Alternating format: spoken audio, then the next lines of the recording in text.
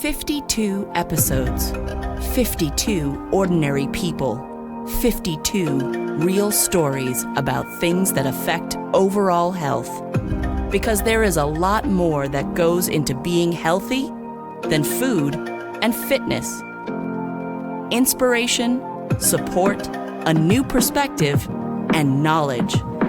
You'll find that and more here on the Healthability Project. Hi, and welcome to the Healthability Project. I'm Robin McKenna. It goes without saying that one's health and well-being are impacted when you are the parent survivor of your child's suicide. In episode 15, I introduced Sabina Zunguze to listeners. She lost her nearly 21-year-old daughter to suicide. Today, I introduced Jim Kuczo, father of two, and all-around great guy. Similar to Sabina, Jim found himself in the unimaginable position of being a survivor of suicide on February 4th, 2021. Also similar to Sabina and her family, the Kuczo family has set up a foundation in their son's name called Kevin's Afterglow. Jim is here today to share his story, how he's getting through this, and how he is helping others in the process. Thank you so much for being here today with me, Jim. I really, really appreciate it. Hey, Robin, how are you? I'm well, thanks. So what is taking place? What's going on? Well, we started about a year ago, well, 2 Novembers ago. I play a lot of golf, and my buddies and the people up at the Smith Richardson where I play, the pros, they wanted to do like a golf tournament to raise money. And I thought that was a great idea, all about bringing awareness to this subject and breaking stigma of mental health and depression. My son, Kevin, who was 17, as you mentioned, he took his life on February 4th, 2021. And, he suffered, he had depression. He was seeing a therapist, and I think it really was, I call it the pediatric mental health crisis. Mm-hmm. And we'll talk more about this, but I define that as, there's the foundation really addresses a lot of stuff that we experienced when we were going through Kevin's depression. And the foundation is called Kevin's Afterglow, as you mentioned. The mission is that we want to teach kids kindness, empathy, and the ability to listen to others and to give to others. We want to educate parents and children on mental health. I'm like a quasi-expert on this subject now, and I know so much more about it. And I wish I had known more about it when my son was alive. And I want to help parents recognize signs and just let them know that this is out there. Quick question. Is there a stigma amongst teenagers if they know, someone in their group is down or is depressed? Suicide aside, is there pressure about not being okay? I don't think so. I know, I thought maybe we had more stigma around it. I remember Kevin was assigned or prescribed Lexapro, which is a common antidepressant. His pediatrician started him on it, and I forget the dosage level, but very low. And with antidepressants, like with probably any other type of medicine, you start off low, and we'll say 5 milligrams. Okay, take it for a week. How'd that make you feel? Nothing really. Okay, let's bump you up to 10. Let's bump you up to 15. A normal pediatrician doesn't have, that is not their specialty, right? Antidepressants. They're looking to see if you have a cough, this, that. Really, it's for a child psychiatrist to dispense that type of medicine. And she could only go, from what I understood, she could only go so far, like 30 milligrams, right? So we needed to get a baseline on Kevin and with a pediatric psychiatrist. And that was not easy. I can tell you that. We ran into troubles finding a therapist who would see Kevin And even more trouble is finding a psychiatrist who could do a baseline and prescribe medicine to them. But just to get back to our mission, teach kids kindness, empathy, the ability to listen to others and give to each other, educate parents on mental health. We want to help address the pediatric mental health crisis. And I define that is that we've seen soaring rates of depression and anxiety even before COVID hit. Mm-hmm. And then after, it's centered on, on steroids, basically. And that's one part of it. The other part of it, there is not enough doctors to treat this.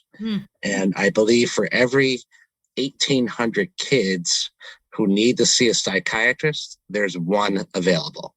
Wow. But we also want to get people to talk about this. And that's what I'm doing now. I get every chance I get, I'm just trying to bring this into the mainstream and let parents know that there's a lot of factors out there that could be affecting their kids. And getting back to those doctors, we experienced that type of, I'd say, problem where we had a therapist and he originally said that, I'm booked, but we were like, please, every other week, please, just something.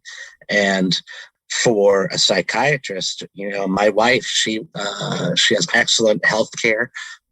She works for a public school system. And, we went through her insurance list first because these doctors aren't cheap.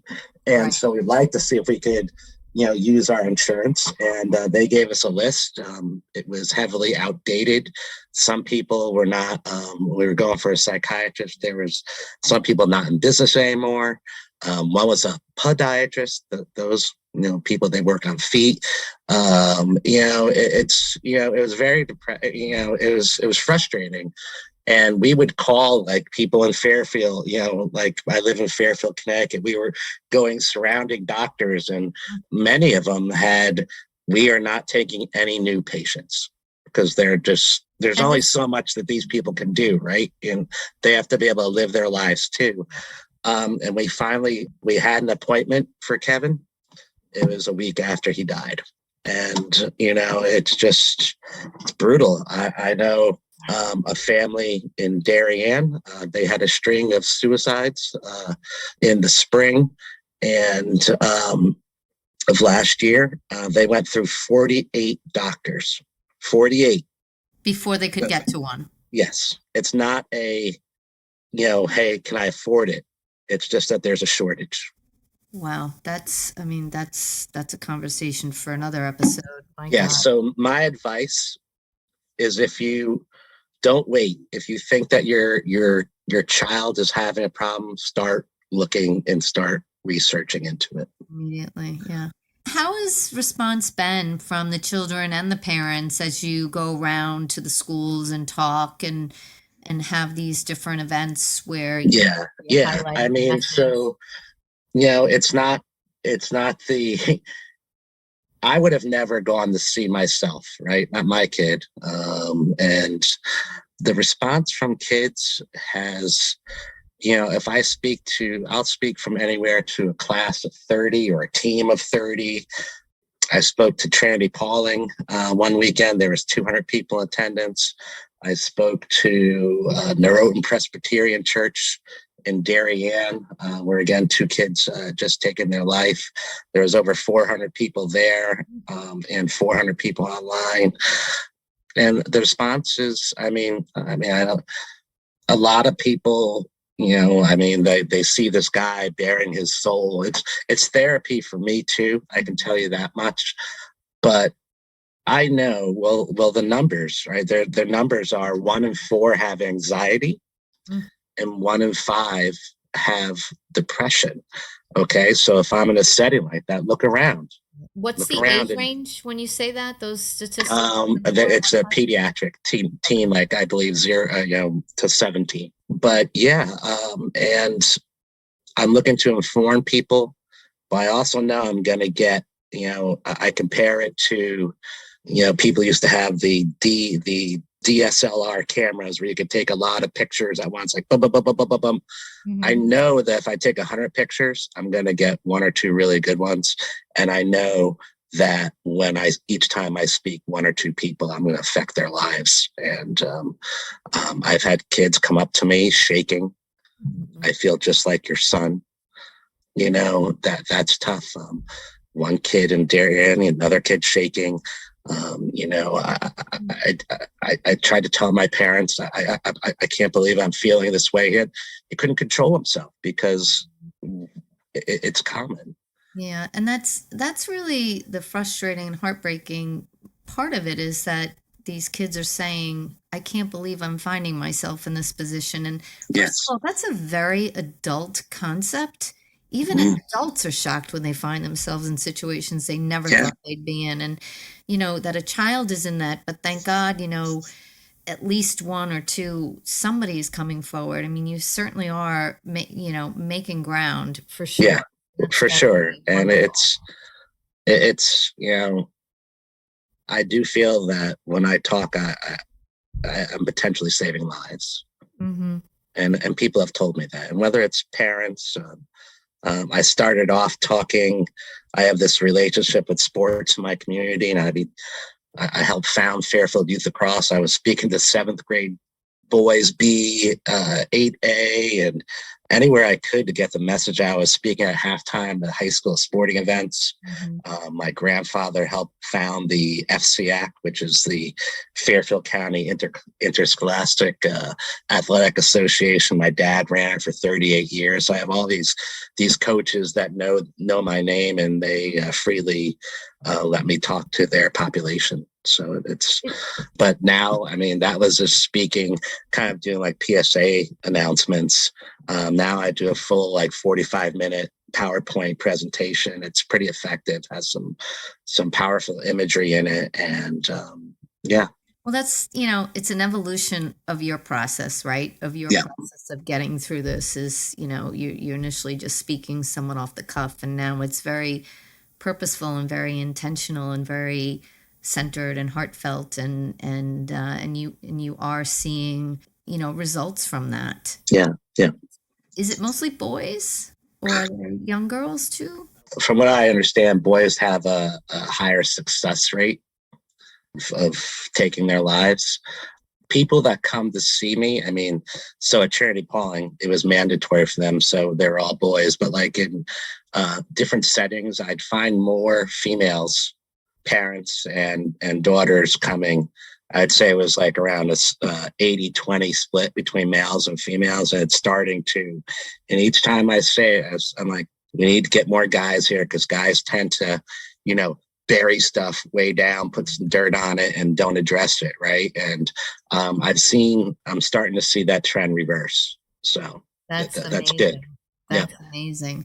How did you come up with the idea for the foundation, or what made you decide to do? Yeah, so I was talking about the golf term before, and I'm like, okay, if we're going to raise some money, I want to do it the right way. And that's what basically launched the 501c3 of Kevin's Afterglow. Okay, we're going to have some purpose behind it. And it really, again, addresses a lot of the things that we went through. I talked about the lack of doctors. So one of the things that we want to do is provide a scholarship for people who want to get into that field. And I've met some amazing people at Fairfield University and other places that, I'm working on that right now, as far as getting that submission form of, okay, what qualifies you for a scholarship. And the other thing was kind of cool is that when so again, the basis of it was start a 501c3.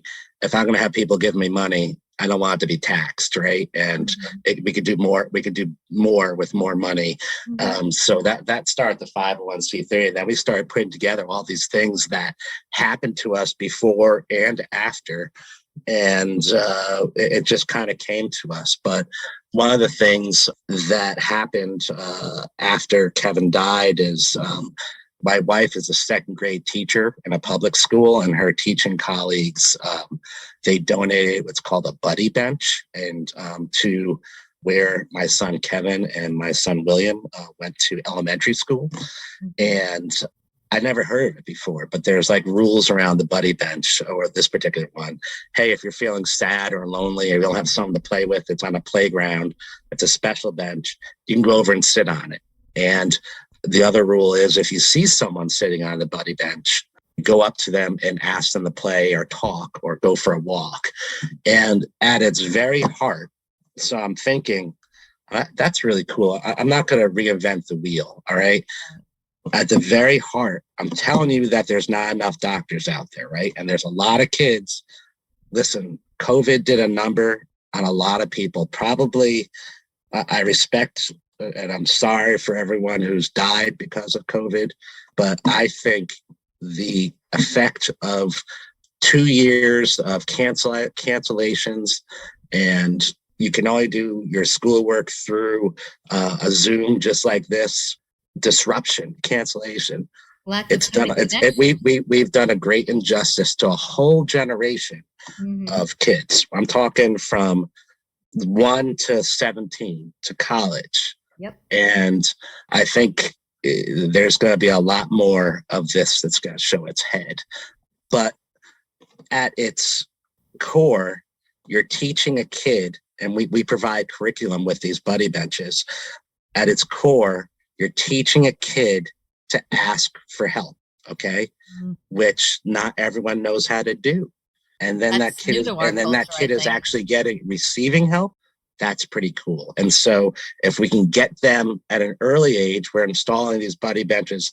I wanted to install them at elementary schools, but people are asking for them. There's one going up at Ward High School. I have 3 in my driveway right now. I put them together. They have Kevin's Afterglow logo on them. And again, but if we can teach kids to ask for help, give empathy, think of other kids, of other people, and that they have that skill when they do need it, I think that's pretty cool. So that's one of the things that we're doing. Another thing that we're doing beside the scholarships is we're installing buddy benches at all. My goal, there's about 15 schools in Fairfield. By the end of this year, I want Kevin's Afterglow buddy bench in every one of them. I want that to be, the stigma of suicide or depression is that, I don't know, the best I can say is like, from The Breakfast Club, the Ali Sheedy character, right? All dark and, hair and just kind of like gloomy. Someone sitting off by their own and not really in it at all. And you want to know something? Those people are known. We know what those people are like, and we should be empathetic to them and care for them. But I thought Kevin was that kid. I thought Kevin was the kid eating lunch by himself, and that's why he did this. And our journey was that, no, that was not the case, because we were concerned about him, and we were engaged. We were engaged. We were trying to solve this. Didn't happen out of the blue. We didn't think it was going to happen. Right. He had us all fooled, but we would check in with his teachers, his smart kid, 4 AP classes, okay, junior year. He was very intelligent, didn't even have to try. And that's some of the things that came up. Like I said, like I thought this one thing, but like there were several events that kind of happened. There was a vigil 2 days after he died. There's 200 people showed up in the snow, and that's when I gave like my first speech, I guess. And I decided that, kindness would be the way that we're going to do things, and how we can, resolve this or just make life easier for people. Yeah, I would say that, that was your starting point, but I think you hit the nail on the head, kindness, because yes, we don't. But what I wanted to say was people. Like through that event, 200 people outside, kids, parents, the wake, it was supposed to be 4 hours long. It was 6 hours long, and people waiting out in the worst February weather. I mean, sleet, snow, and COVID. People were not, there was no 6 feet. It was, and a miracle I mean, my house was like COVID super spreader parties, and the wake, the funeral, no one got COVID. But what I learned when at that wake, I learned any kid that came up, I said, how'd you know my son? Some people said I knew him through a friend, didn't know him that good, but from what I heard, he's a great guy. Other people like, oh God, we look forward to going to school because of him. Who says that? Yeah. He made classes interesting. His smile lit up the room.